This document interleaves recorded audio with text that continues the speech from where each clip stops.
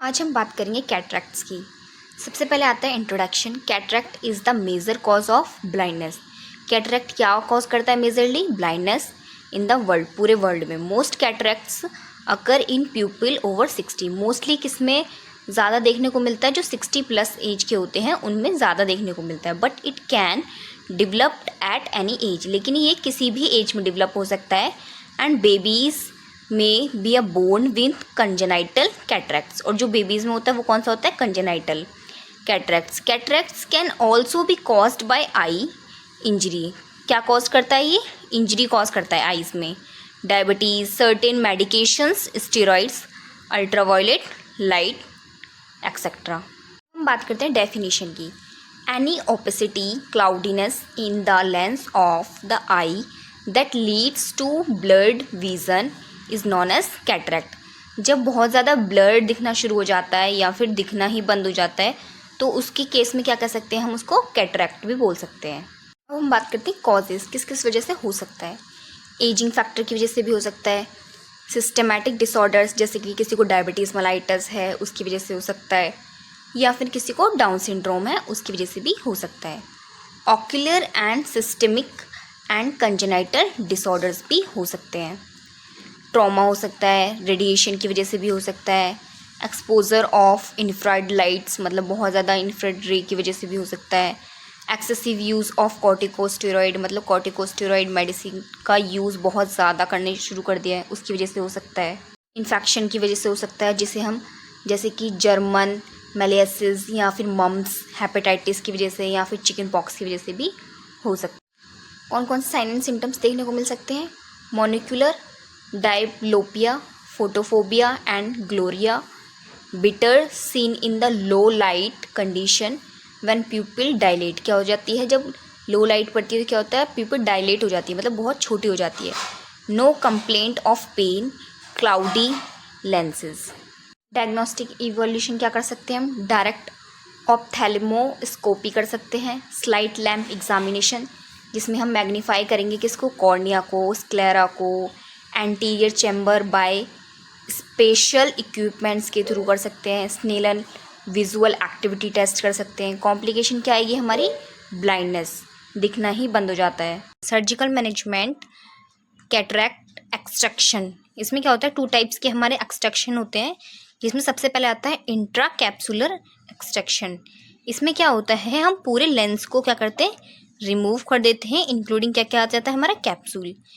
Extra capsular extraction, इसमें क्या होता है? कैटरैक्ट, सिर्फ जो कैटरैक्ट होता है मतलब जो मोतियाबिंद होता है उसको ही रिमूव करते हैं। And living the lens capsule behind the support remaining lens and tissues, और जो बाकी का जो कैप्सूल होता है वो क्या करता है? हमारे बचे हुए लेंस को क्या करता है? सपोर्ट करता है। 2 type of procedure for extraction. सबसे पहले आता है हमारा cryosurgery, A special techniques in which a pencil like instrument with metal tip is super cooled.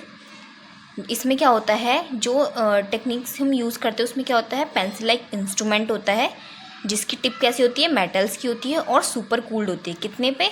-35 degree celsius. उसके बाद phacoemulsification, the mechanical breaking up. ये क्या होता है? मैकेनिकली टूटना शुरू हो जाता है और क्या करता है? जो लेंस होते हैं वो होलो निडल्स की तरह वाइब्रेट करते हैं एट अ अल्ट्रासोनिक स्पीड की थ्रू।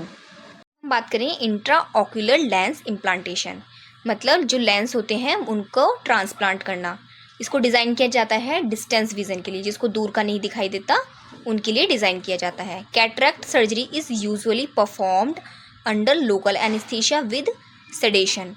जो कैटरैक्ट सर्जरी होती है वो लोकल एनेस्थीसिया दिया जाता है उसको परफॉर्म करने के लिए, विद किसके साथ? सेडेशन के साथ। अब हम बात करेंगे नर्सिंग मैनेजमेंट की। Make sure the degree and type of vision loss.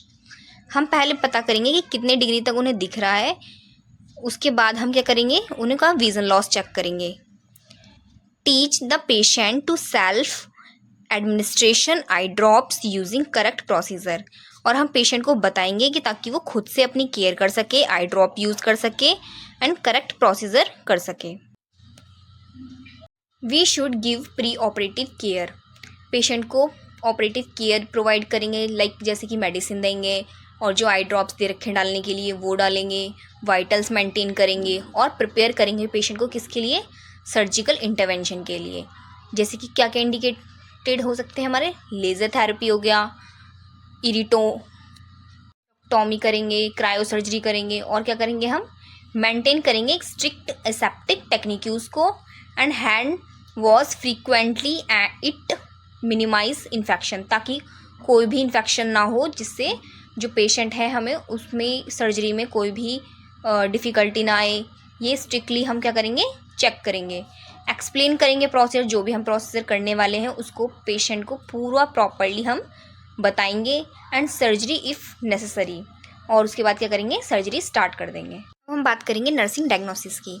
Risk for injury related to blood, vision and surgical complication. इसमें क्या हो सकता है कि जिसको पेशेंट को इंजरी हुई है उसको क्या होगा, ब्लड विजन मतलब धुंधला धुंधला दिखाई देने लग जाएगा, सर्जिकल कोई कॉम्प्लिकेशन भी हो सकती है, anxiety related to lack of knowledge, हम उनको एंजाइटी से रिलेटेड हम उनको बताएंगे कि क्या क्या दिक्कतें आ सकती हैं, डेफिशिएंट नॉलेज देंगे रिलेटेड टू ऑपरेटिव कोर्स के बारे में, and impaired visual sensory perception देंगे रिलेटेड टू डिसीज़ स्टेटस, जो डिसीज़ उन्हें हो रखी है उसके बारे में हम उनको समझाएंगे।